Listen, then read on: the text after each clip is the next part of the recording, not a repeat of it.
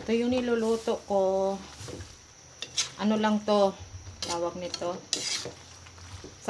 Sariling invento. Pansit bato yan ito. May nabili akong pansit bato. Tawag dyan, pansit bato daw.